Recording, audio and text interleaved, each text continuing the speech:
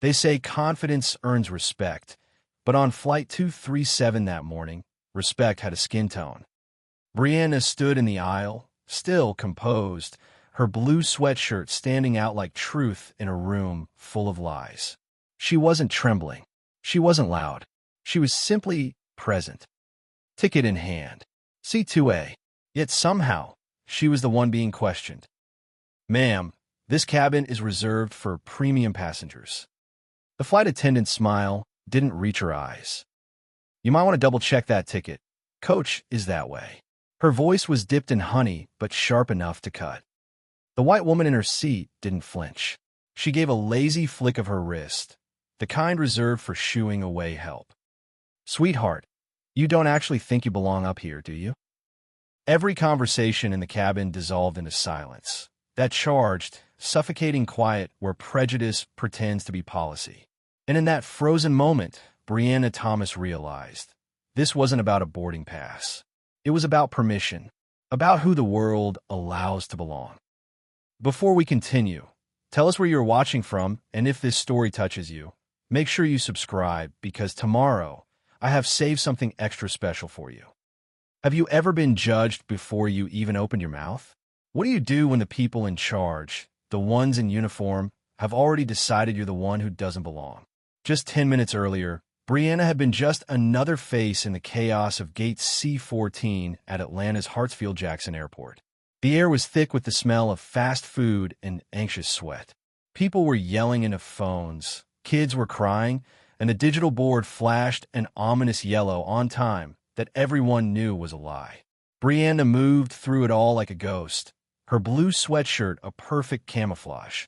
No designer labels, no loud jewelry, just the quiet confidence of someone who wasn't trying to prove anything. What no one in that terminal knew, what no one on this plane could possibly guess, was that Brianna Thomas was the CEO of Orion Technologies. She was the woman who had, just yesterday, signed a 9-figure cybersecurity contract with the U.S. Department of Defense. This flight to Washington, D.C. wasn't a vacation. It was the first step in protecting the entire nation's digital infrastructure. But as she stepped across the threshold of Flight 722, that power evaporated. She left the real world and entered a tiny, pressurized bubble of privilege. The first-class cabin wasn't just a section of a plane. It was a character in this play. The carpet was thick, silencing her footsteps. The air smelled different. A crisp, artificial scent mixed with the aroma of expensive leather and the tang of freshly poured champagne. The light was softer. The murmur of the passengers was low, exclusive. Every passenger in that cabin, with their noise-canceling headphones and their polished briefcases, had paid for exclusion.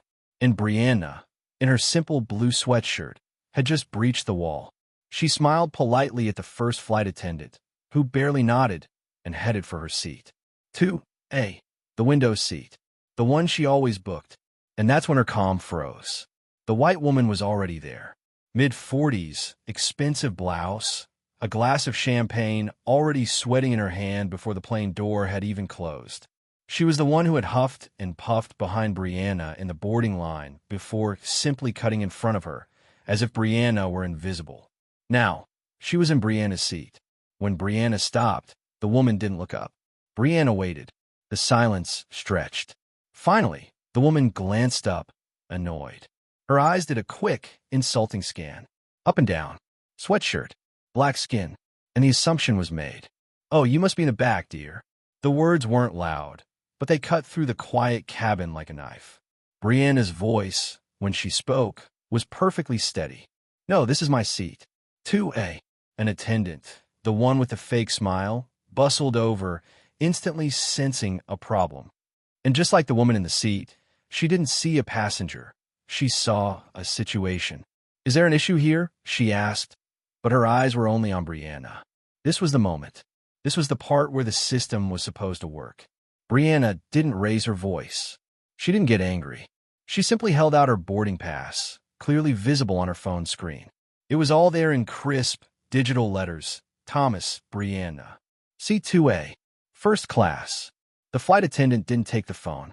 She didn't even look at the screen. She looked at Brianna's sweatshirt. She looked at the white woman's designer blouse, and she made a choice. Her voice dropped into that sickly sweet, condescending tone. "Ma'am, first class is reserved for our premium passengers. Please check your ticket again." The "again" was the real insult. It was the twist of the knife. It implied Brianna was confused or stupid or lying. The attendant's smile was a weapon, and she was wielding it with practiced ease, her posture rigid, blocking Brianna from moving forward an inch. The white woman in two, smirked into her champagne glass, a silent, victorious little laugh.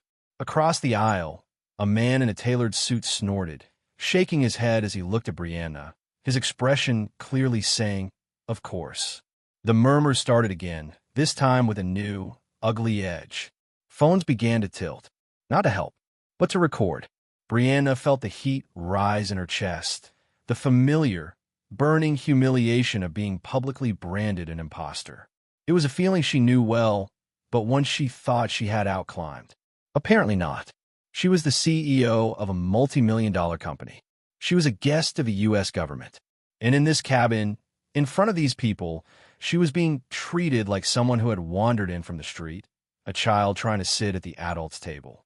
The flight attendant, seeing Brianna's silence as defiance, doubled down. Her smile vanished, replaced by a mask of cold authority. She was done playing nice. "Ma'am," she said, her voice louder now, sharp enough for the whole cabin to hear. "I need you to go to your actual seat in the main cabin. You're holding up the boarding process." Every eye was on her. The judgment was suffocating. The silent, leather-bound cabin had become a courtroom, and she had already been found guilty. They all saw a black woman in a sweatshirt trying to sneak into a place she didn't belong. The attendant was blocking the aisle, a human barrier, a gatekeeper defending the privilege of the space. This was the moment she was supposed to crumble, to apologize, to scurry away to the back of the plane in shame, defeated. Brianna looked at the hostile attendant. She looked at the smirking woman in her seat. She looked at the passengers filming her humiliation. And she thought, no. She saw the empty aisle seat, 2C, right across from her stolen one. It wasn't her seat, but it also wasn't the back of the plane. In one fluid motion, she stepped past the stunned flight attendant and sat down in 2C. She didn't belong there, either, but she was done being moved. She put in her earbuds, not playing any music, and looked out the window, her reflection staring back at her, calm and controlled. Her eyes were calm, but they were burning. The cabin went absolutely silent. This wasn't in the script. The attendant's face, which had been set in a mask of smug authority, turned a deep, blotchy red. This silent, graceful challenge was worse than yelling. It was a refusal to play their game, a refusal to be dismissed. She had taken a seat she also hadn't paid for, right in the middle of their exclusive club, and now they didn't know what to do. The attendant stood there, sputtering, for a full 10 seconds. The white woman in 2A looked confused, her smirk faltering. The power dynamic had just tilted, and nobody knew why. Finally, the flight attendant found her voice. The cabin door was just about to close. The pressure was on. She marched over to Brianna, leaning down so her face was just inches away. The fake smile was gone. All that was left was rage. "You think this is clever?" she hissed, her voice low and trembling. "You have one last chance to move to a seat you paid for, or I am calling my supervisor, and I will have you removed from this flight for noncompliance. You are delaying this takeoff." The flight attendant's face was a mask of pure fury. She had been challenged publicly, and she had lost the first round. But she wasn't done. She spun on her heel and marched back toward the galley, her steps sharp and angry. What she didn't see, what no one saw, was in row 3. A college student, heading to D.C. for an internship, had been watching the entire exchange over the top of his laptop. He'd seen the woman cut the line at the gate. He'd heard her dismiss Brianna. He'd watched the flight attendant refuse to even look at the boarding pass. This wasn't just drama. It was wrong. As the attendant stormed off, he angled his phone, shielded by his laptop screen. He hit record. He captured the white woman in 2A, who was now whispering to the man across the aisle. He captured the hostile attendant as she returned. And he captured Brianna, sitting silently in the wrong seat, her profile calm, her hands resting in her lap. A moment later, the attendant was back, and she'd brought a weapon. With her was the lead purser, a tall man with a severe face and a clipboard, the very symbol of bureaucratic power. This man did not come to listen. He did not come to de-escalate. He arrived to solve a problem. And to him, standing in the aisle, Brianna was the problem. His eyes, cold and gray, swept over her sweatshirt with the same dismissive glance as the attendant. He didn't speak to the woman in 2A. He didn't ask what happened. He addressed Brianna as if she were a criminal. Ma'am, his voice was flat, devoid of any customer service warmth. I have been informed that you are refusing to take your assigned seat. You are delaying this flight. The corporate jargon was a shield. Refusing to take your assigned seat. Not, your seat was stolen. Not, there is a dispute. He had already tried and convicted her in his head. Brianna finally turned from the window. She held up her phone, the boarding pass still shining on the screen. This is my assigned seat. Seat 2A. That woman is sitting in it, and your attendant refused to look at my ticket. The purser held up his hand. I'm not here to debate this. We have an operational necessity to close that door. He cut her off before she could speak again. I will not have this. I need you to move to the main cabin now. Then came the threat, the one they always save, the one designed to terrify, or I will have ground security remove you from this aircraft. The words hung in the air, heavy and toxic. Remove her. Not just move her. Remove her. This was no longer about a seat. This was about a public arrest. This was about being dragged off a plane in front of dozens of cameras, a scene that would live on the internet forever, branding her as a disruptive, non-compliant passenger. This was the nuclear option, and he'd gone straight for it. Imagine that feeling. Just imagine it. Every eye is on you. You are the one who has been wronged. You have the truth, the receipt, the proof right in your hand. But they don't care. The system has already decided you are guilty. And now they're threatening to put you in handcuffs for a crime you didn't commit. Have you ever been made to feel powerless when you knew you were right? Brianna looked at the purser. She saw the absolute certainty in his eyes. She saw the smug, triumphant look on the flight attendant's face behind him. She saw the woman in 2A sink back in her seat, relieved. And she saw the student in row 3, his phone still pointed right at them. She said nothing. She didn't move. She just held his gaze. This silent, dignified defiance was more than he could handle. It broke his script. He was expecting tears, or yelling, or a panicked apology. He got nothing. Just calm, unbreakable silence. The purser's face tightened. He saw she wasn't moving. He had made his threat, and she had refused to bend. He gave a sharp, final nod to the flight attendant. Call ground control, he ordered, his voice ringing through the silent cabin. Tell them we have a non-compliant passenger for removal. Now, the flight attendant's hand was already on her internal phone, poised to press the button, ready to make the call that would brand Brianna a criminal. The lead purser had his arms crossed, a smug, final look on his face. He had won. He was the authority, the final word. He had delivered his threat, and now he was turning to leave, to let the attendant handle the dirty work of the removal. And then, a voice cut through the pressurized silence of the cabin. It was Brianna.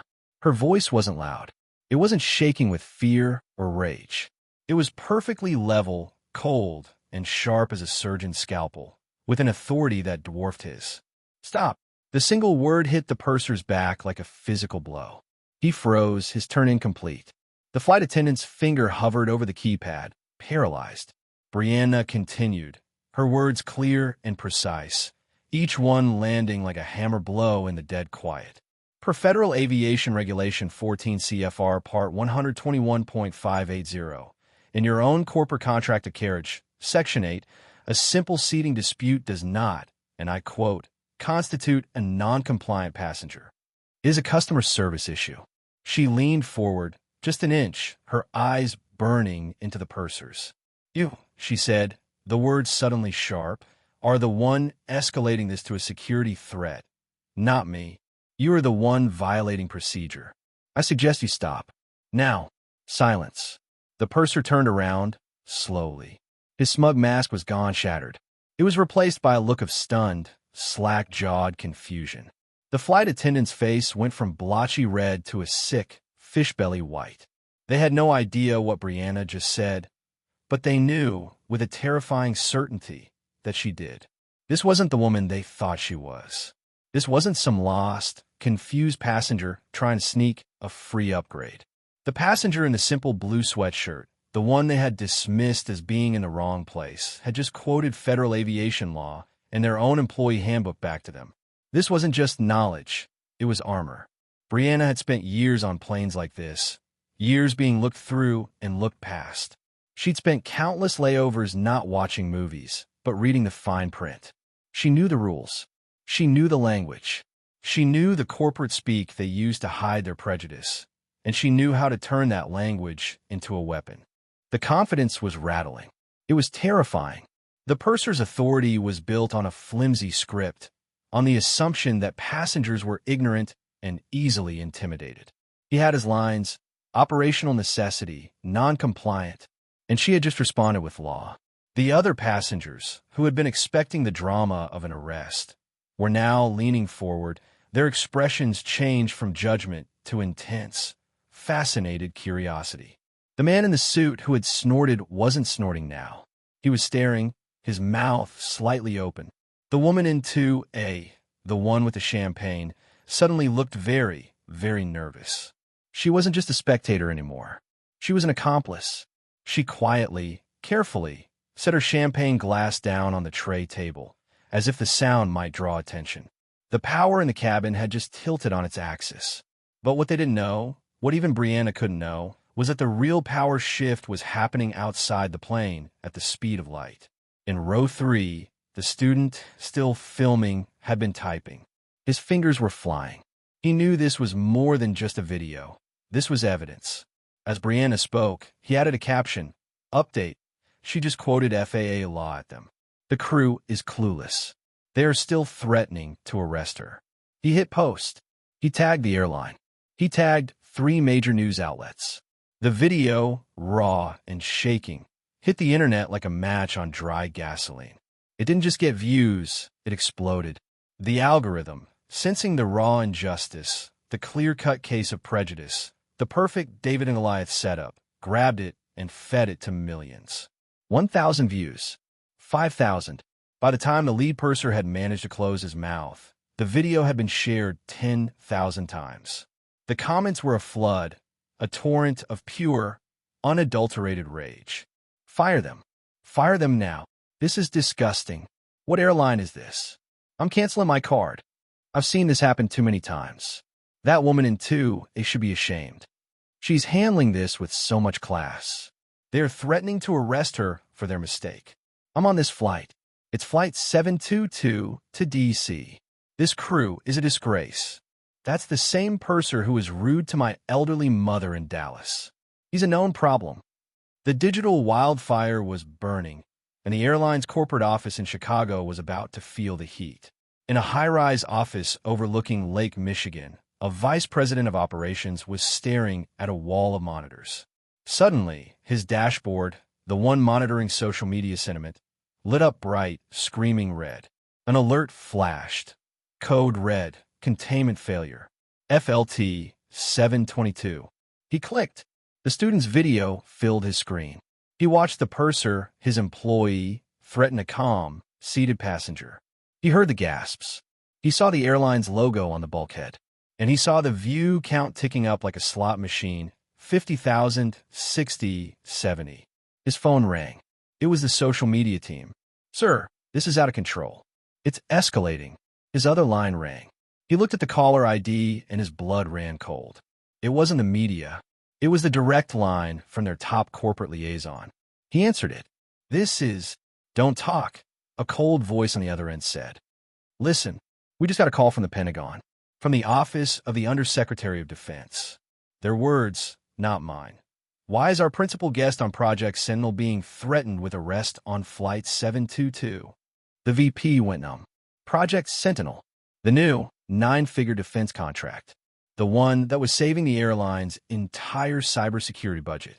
That guest. "Who is it?" the VP demanded, his voice a hoarse whisper. "They said her name is Brianna Thomas." She's the CEO of Orion Technologies.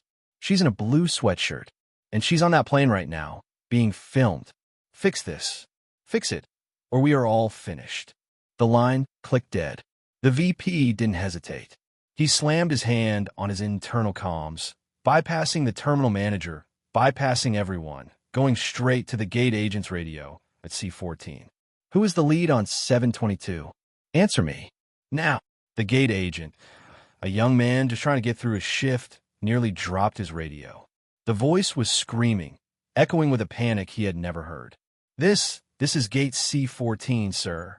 What is happening on that plane? The VP yelled. I'm looking at a live video with 90,000 views of your crew threatening a passenger. The media is calling. Check your manifest. Who is in first class? Check it. The agent's hands fumbled on the keyboard, sweat beading on his forehead. Sir, I'm pulling it up. First class. Thomas. Brianna Thomas, 2A. Is she on the plane? I assume so, sir. The flight is closed. The Pentagon just called. The VP screamed. All pretense of corporate calm gone. The Pentagon. That woman is the CEO of Orion. She is the principal guest for the Presidential Innovation Partnership. She is PIP guest. The gate agent's blood turned to ice. He looked at the manifest. He saw it. Thomas, Brianna.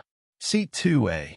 And next to it, the flag he had seen earlier and ignored, thinking it was a meal preference. PIP guest. He didn't know what it meant, but he knew Pentagon. Sir, what do I? Fix this, the VP shrieked. Get on that plane. Get her off. Apologize. Kiss her feet. I don't care. But if security so much as looks at her, you're all fired. Do you understand me? All of you. Go. Now. The gate agent didn't wait for another word. He dropped his radio, grabbed the printed manifest clipboard, his only proof, his shield, and ran from the desk. He didn't just walk. He sprinted. He bolted down the jet bridge, his shoes echoing like gunshots on the metal floor. He burst through the airplane door, which was moments from being sealed. He shoved past the stunned lead purser, who was still trying to figure out how to respond to Brianna's legal challenge. Sir, this is a secure. The purser began, his voice puffed up with his last shred of authority. The gate agent didn't even look at him. He didn't see him. He didn't see the flight attendant, or the woman in 2A, or any of the other passengers. He only had eyes for one person. His job, his entire future, was flashing before his eyes. He ran straight to row 2, breathing hard, his face pale and slick with sweat. The entire cabin, sensing this new, frantic, terrified energy, was dead silent. The student's camera was still rolling, capturing every second. The agent stopped, his chest heaving. He looked at Brianna, his eyes wide with pure, undiluted terror. He swallowed, his voice cracking, trembling, as he held out the shaking clipboard. Ma'am, are you? Ms. Brianna Thomas. The way he said her name, it wasn't an accusation. It wasn't a question. It was a plea. It was the sound of a man who knew he was already too late. And everyone on that plane knew, in that single heart-stopping instant, that the game had just been flipped upside down. The gate agent's question hung in the air, a desperate, trembling plea, echoing in the suffocating silence. Every phone in the cabin was now pointed forward, a jury of lenses. The student in row 3 zoomed in, his camera rock steady. The silence was absolute, a heavy, crushing vacuum, the kind of quiet that precedes an explosion. Brianna looked at the terrified gate agent, his face slick with sweat. She looked at the lead purser, who was frozen, his mouth half open, his face a mask of disbelief. She looked at the flight attendant, who was visibly shaking, her hands still hovering over the internal phone she had been so eager to use just moments before. The power to ruin a life was right at her fingertips, and now she looked as if she was the one about to be electrocuted. Then, slowly, Brianna Thomas stood up. She didn't just stand. She rose. She unfolded from the seat, and with a movement, the entire atmosphere in the cabin changed. All 5'7" of her seemed to fill the aisle, to suck the very air from the space. The cheap blue sweatshirt, the symbol of her supposed insignificance, the very thing they had used to judge, dismiss, and humiliate her, now seemed utterly irrelevant, like a disguise she had just decided to shed. Her eyes, no longer burning with a quiet, contained rage, were now calm, cold, and in complete, terrifying control. She didn't look at the gate agent. He was just a messenger, a panicked pawn. Her gaze landed directly on the lead purser, the man who had threatened to have her arrested. "I am Brianna Thomas," she said. Her voice was the same, level, calm, unhurried. But now, it carried the weight of an entire corporation. A few passengers gasped. The name Orion was big in the tech and finance world. The man in the suit across the aisle, the one who had snorted, definitely knew it. His eyes went wide, his face flushing a deep, embarrassed red. He suddenly found the ceiling panels intensely fascinating. But Brianna wasn't finished. She hadn't even raised her voice. She didn't need to. She let the name hang in the air for a beat, letting them all absorb it, letting the purser and the attendant's mind scramble to connect the dots. Then, she turned her attention to the gate agent, who looked like he was about to faint. "I'm the CEO of Orion Technologies," she clarified, in case the name alone wasn't enough. "We just signed the Project Sentinel defense contract with the Department of Defense." She paused again, her delivery flawless, her timing perfect. She let the words defense contract and Department of Defense land. Then, she delivered the final, fatal blow, her voice never wavering. "The one sponsoring this airline's entire new cybersecurity program. That," she concluded, her eyes flicking back to the purser, "is why the Pentagon is calling." It wasn't a gasp this time. It was a collapse. The cabin erupted in a symphony of quiet, horrified sounds. It was the sound of a dozen people all understanding at the exact same second that they were witnessing a public execution. Smash! Tinkle! The sound of glass shattering cut through the moment. The white woman in seat 2A, Brianna's seat, had dropped her champagne. The crystal flute hit the floor, spilling the bubbly, expensive liquid all over her designer shoes and the thick carpet. She didn't even notice. She didn't bend to pick it up.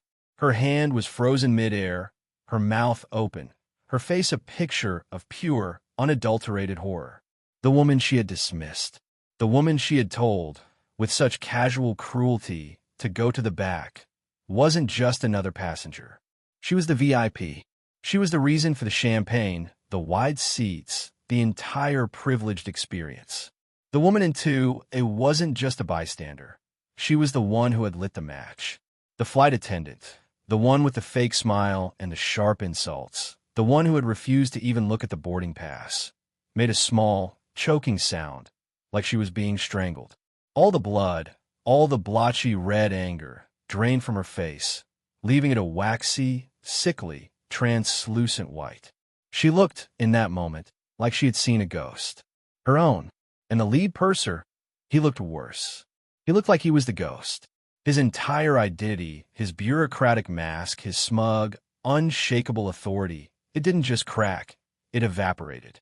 He physically recoiled, taking a stumbling step back, bumping into the galley wall as if Brianna had physically slapped him.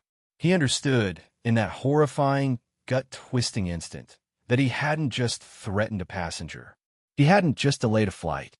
He had threatened a 9-figure, government-level contract. He had threatened the jobs of everyone at this airline, from the baggage handlers to the CEO. He had threatened the entire airline. The student in row 3, his hands shaking with adrenaline, was still filming. He panned his camera, capturing it all, a perfect, cinematic sweep of the carnage. The spilled champagne, the attendant's white, terrified face, the purser stumbling back in terror, and finally, landing on Brianna, standing there like a statue, in complete, devastating command. And then, just as the silence reached its most unbearable point, a new sound crackled through the cabin, making everyone, including the shell-shocked crew, jump. Beep bong. The sound of the intercom, turning on, was violent in the silence. The captain's voice, previously unheard, now filled the plane. It was strained, tight, and dripping with a level of stress that was absolutely not part of the standard pre-flight script. "Ladies and gentlemen, this is your captain speaking." He cleared his throat, a dry, rasping sound. "Apologies for the delay. We have a slight situation up here. Ground control has just ordered a full personnel security check." He paused, and the cabin held its breath. Due to a sensitive passenger manifest issue, passengers in the back, the ones in economy who hadn't seen the drama, let out a collective, frustrated groan. A delay. Another one. But the captain wasn't done. His next words were clearly not for them. They were for the people in the front.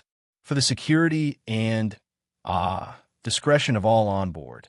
No one will be boarding or deplaning at this time. And we have not been given takeoff clearance.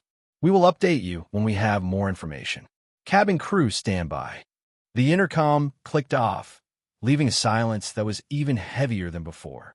The groans from the back were nothing compared to the sheer panic that now radiated from the front.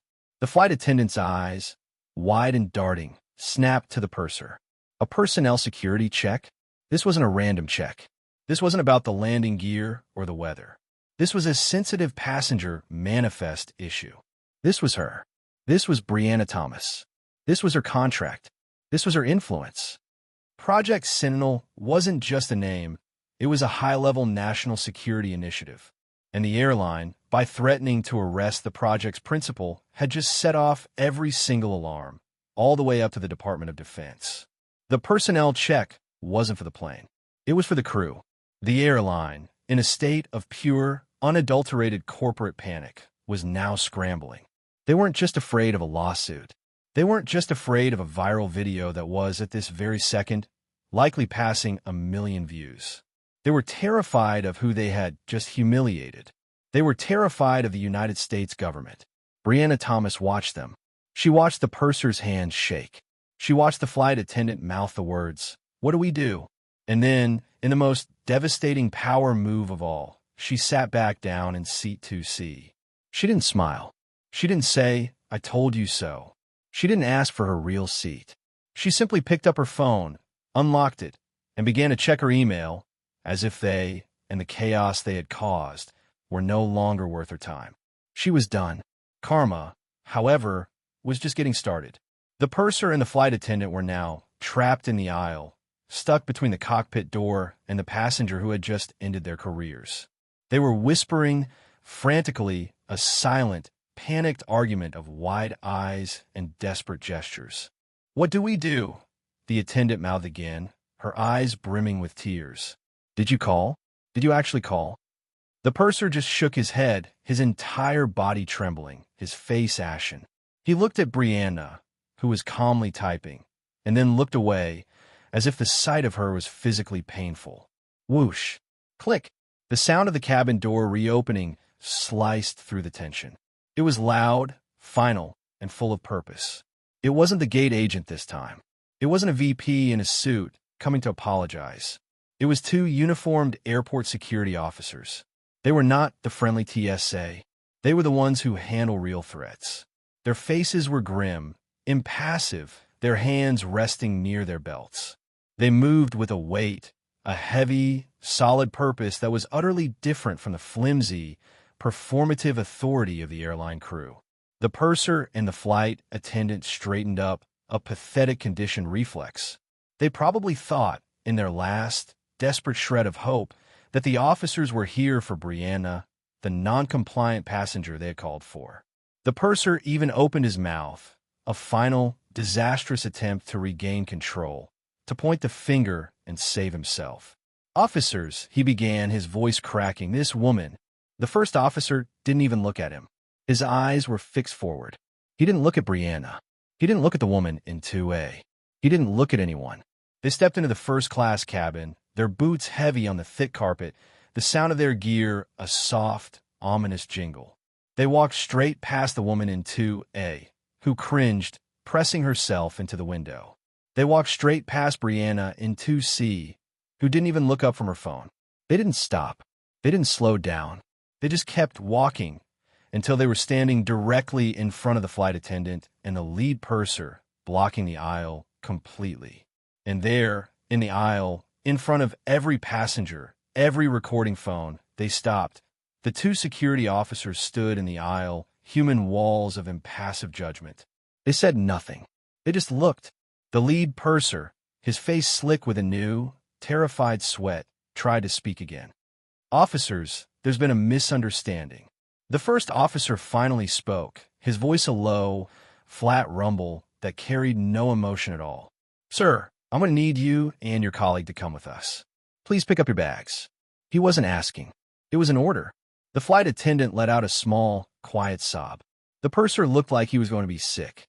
He had called for security to remove a non-compliant passenger, and security had arrived for him.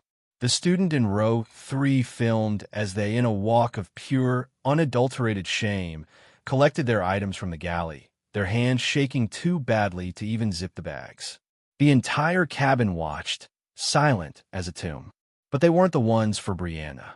As the officers began to escort the crew off the plane, 2 new men pushed past them, moving onto the jet bridge. They were not in uniform. They were in dark, expensive $1,000 suits. They looked like they belonged in a boardroom, not a cabin, and their faces were even paler and more terrified than the gate agents. They spotted Brianna instantly. They rushed to her, their movements frantic and apologetic. "Miss Thomas? Miss Thomas?" One of them said, his voice breathy with panic. "I'm the regional vice president of operations. This is our VP of customer experience. We cannot apologize enough. This is an unacceptable, catastrophic lapse in our service." They were begging, right there in the aisle, in front of everyone. The other passengers, who had been ready to watch a black woman get arrested, were now watching 2 powerful executives groveling to her. "Ma'am, please," the other one said, his eyes pleading. "We need to handle this with the utmost discretion. Please, would you come with us? We have a private lounge for you." This was the real escort. Brianna slowly picked up her simple backpack. She didn't look at the woman in 2A, who was now pressed against the window, trying to become invisible. She didn't look at the man in the suit, who was staring at his own shoes. She just nodded. As the 2 VPs escorted her, one in front, one behind like a presidential detail, she walked off the plane. The entire terminal, which had been buzzing with the delay, went quiet as they saw the 2 suits flanking the woman in the blue sweatshirt. They walked her straight past the public first-class lounge to a blank, unmarked door that required a special keycard. The door opened into silence. This wasn't a lounge. It was a sanctuary. Thick carpets, original art on the walls, a private bar, and a massive, floor-to-ceiling window overlooking the tarmac. The VPs led her to a set of plush leather armchairs. The moment the door clicked shut, the begging intensified. "Ms. Thomas, please, what can we do?" the operations VP said. "A full refund, of course. We've already deposited 500,000 bonus miles into your account. Free flights for life. Anywhere in the world. First class, naturally. We can have a CEO on the phone in 2 minutes to offer his personal." Brianna held up a hand. The man stopped talking instantly, his mouth still open. She placed her backpack on the floor and sat down, her calm a terrifying contrast to their panic. "I don't want your miles," she said, her voice quiet, but it echoed in the soundproof room. "They're worthless to me. I don't want free flights." She leaned forward. "I want to see your implicit bias training." The 2 VPs blinked. Our training, ma'am?" "Yes. The training you give to your flight attendants. The one that teaches them that a black woman in a sweatshirt can't possibly be sitting in seat 2A. I want to see it because it's not working." The VPs looked at each other. This was not in their script. They were prepared for a lawsuit. They were prepared for demands for money. They were not prepared for this. She had them. Right now, she could have ended their careers. She could have sued the airline for millions of dollars, and with that viral video, she would have one. But she chose to change the system that made them. What would you have done in her shoes? Would you have taken the money? Or would you have demanded something more? Brianna stood up and walked to the massive window, sipping a bottle of water one of the VPs had scrambled to get for her. Down below, at gate C14, she had a perfect view. The operations VP joined her, standing a respectful distance away. "Ms. Thomas," he said, his voice low, "accountability, it has to be immediate. I want you to see this." Brianna just watched. She saw the 2 security officers emerge from the terminal, walking the lead purser and the original flight attendant across the tarmac. Their steps were a walk of shame, their heads down, their uniforms suddenly looking like ill-fitting costumes. As they reached a waiting security vehicle near the wing, one of the officers motioned for them to stop. He said something, and the purser, after a moment, numbly reached into his jacket. He pulled out his airline ID and badge. He handed it over. The flight attendant did the same, her shoulders shaking with sobs. "Their credentials have been revoked," the VP said, his voice flat and cold. "They are being escorted to HR for immediate termination. I can assure you, they will never work for this airline again. And once we file the report based on the video evidence, their FAA licenses will be under formal review." This was the real consequence. Not just a suspension, not just a slap on the wrist. Termination. A permanent mark on their record that would follow them to any other major carrier. It was over. Brianna watched until the car door closed, sealing their fate, and drove them away. A new crew, a pilot, a new purser, 2 new flight attendants, was already walking briskly, their faces nervous, onto Flight 722. The plane was still there, grounded. Her karma had not just delayed the takeoff. It had permanently ended 2 careers and forced a full reset. "That's a start," Brianna said, turning from the window. The VPs, emboldened, rushed to fill the silence.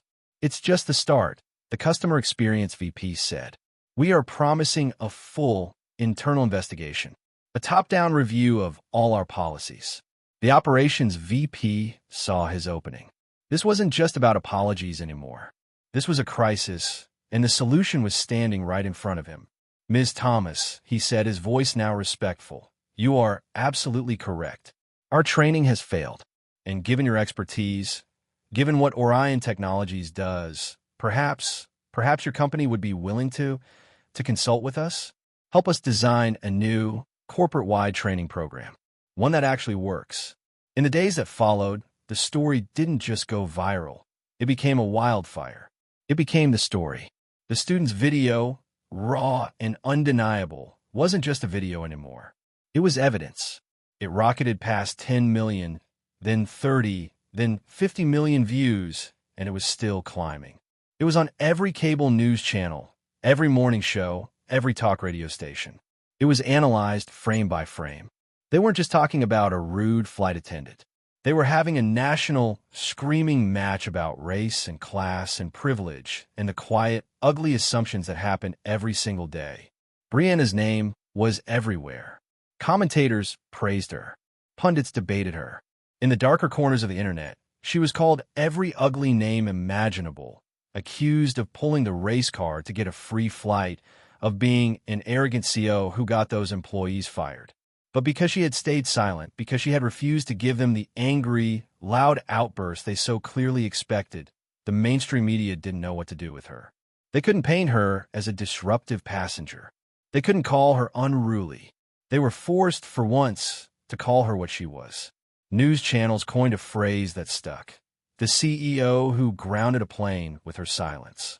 Brianna Thomas, the woman in the blue sweatshirt, became a national symbol of grace, power, and quiet, unshakable dignity.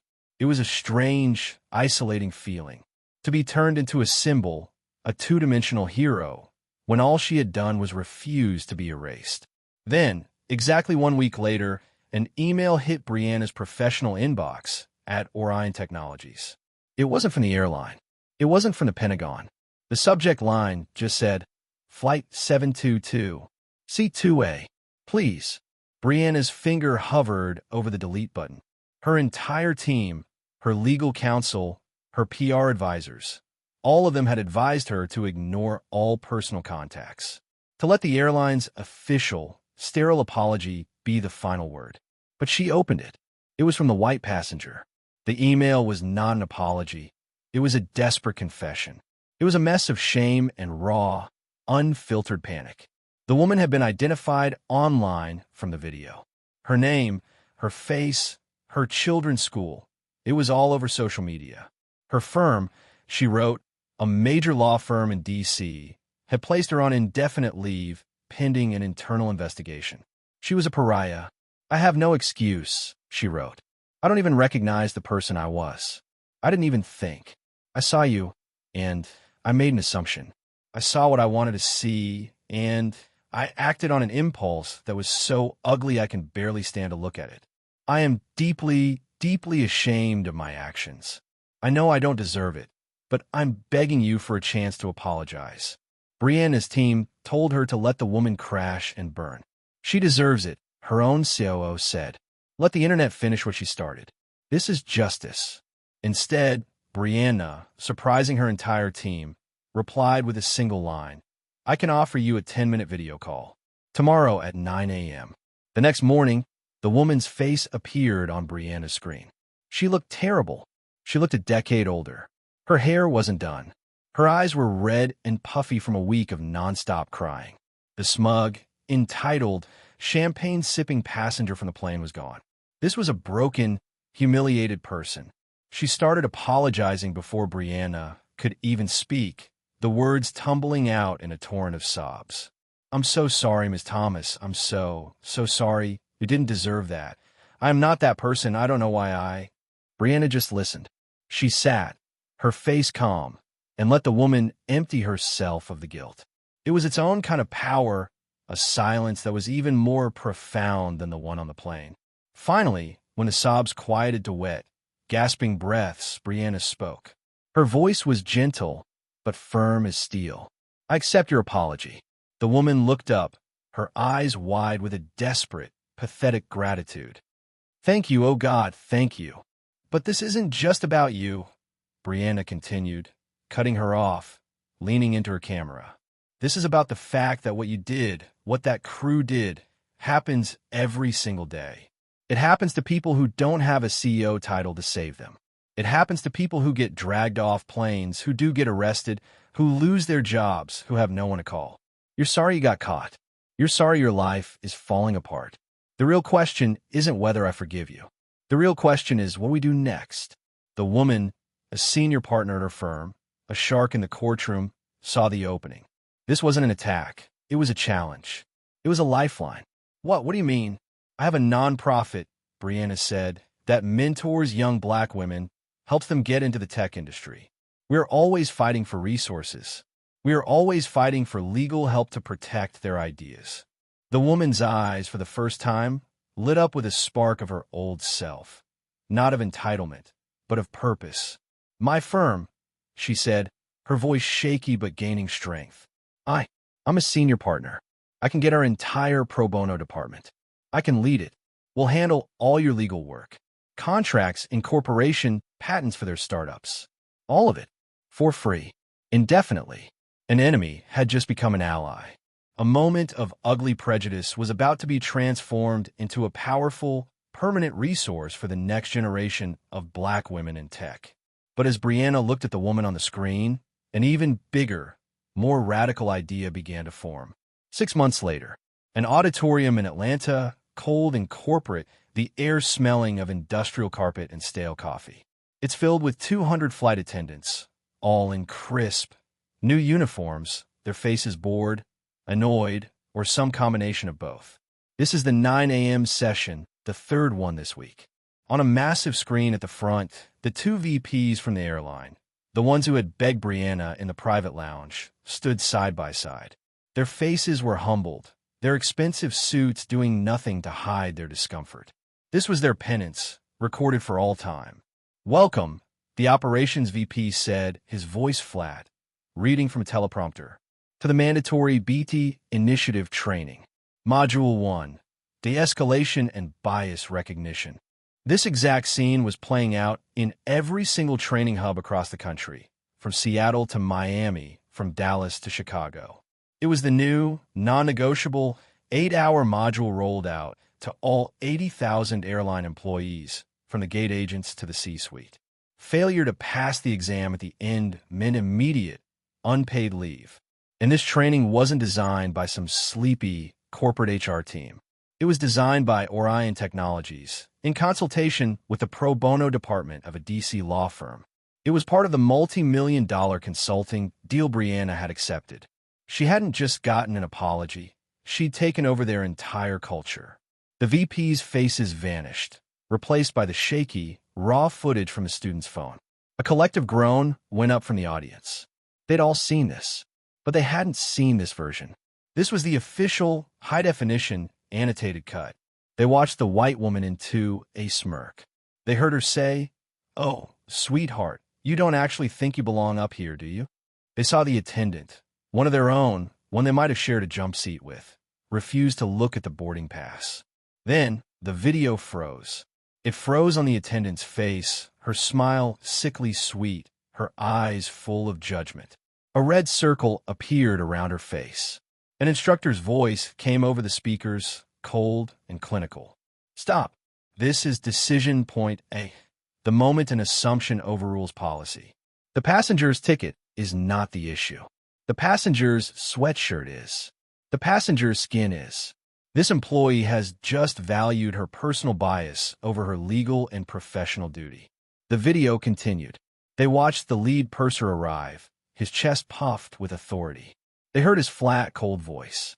"I will not have this." They heard him threaten to call security. The video froze again, this time on the purser's face, his eyes narrowed in anger. "Decision point B," the voice said. "The escalation. The passenger has quoted federal law. You have been proven wrong. Your authority has been challenged by fact. Do you de-escalate, or do you double down and protect your ego?" This employee chose ego. That choice cost this company $1.2 million in the first hour of market backlash. It was brutal. It was undeniable. It was a mirror held up to the entire company.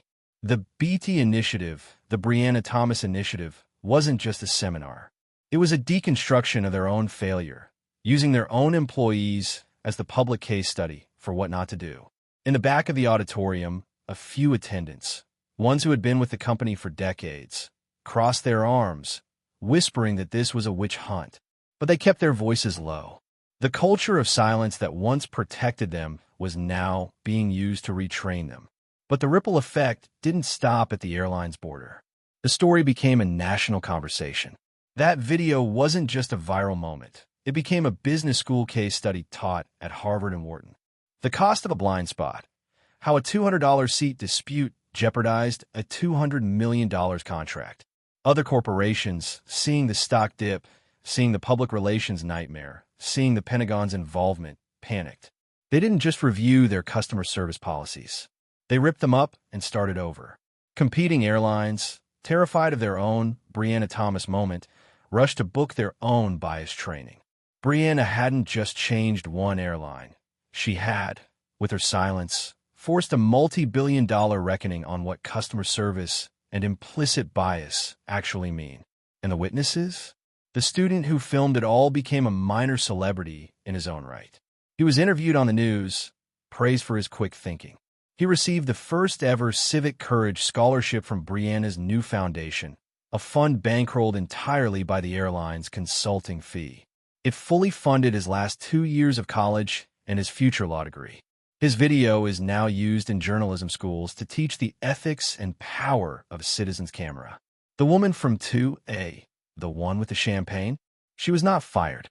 After 6 months of leading her firm's pro bono work for Brianna's nonprofit, she was brought back from her indefinite leave.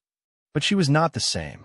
The arrogant entitlement was gone, replaced by a quiet, haunted, fierce dedication.